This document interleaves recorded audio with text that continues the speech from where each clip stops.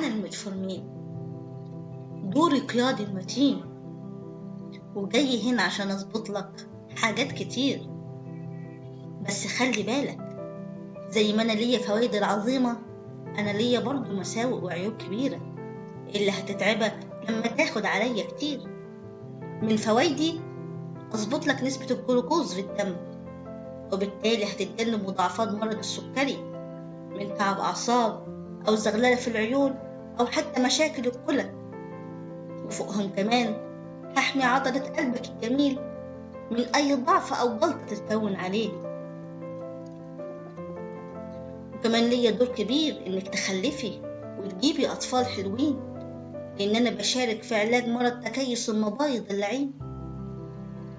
خليني أبهرك أكتر من كده كمان، إنه ممكن يستخدموني في علاج حالات السمنة، وطبيب التغذية الصحية يستعين بمواهبي في تقليل مقاومة الأنسولين من جسمك.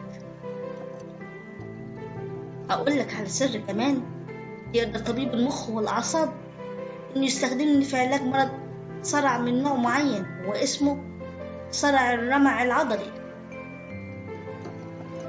بس زي ما بقولك، أنا ممكن أزعجك، هتعب معدتك، وعشان كده لازم تزود جرعتي بالتدريج عشان تقلل الغثيان والقيء اللي هتحس بيه. كمان من طول استخدامي ممكن يسبب لك إسهال مزمن، وده بالتعاون مع عدوى جرثومة التمصية العسيرة، وممكن نوصل كمان لمرحلة شلل الأمعاء لا قدر الله.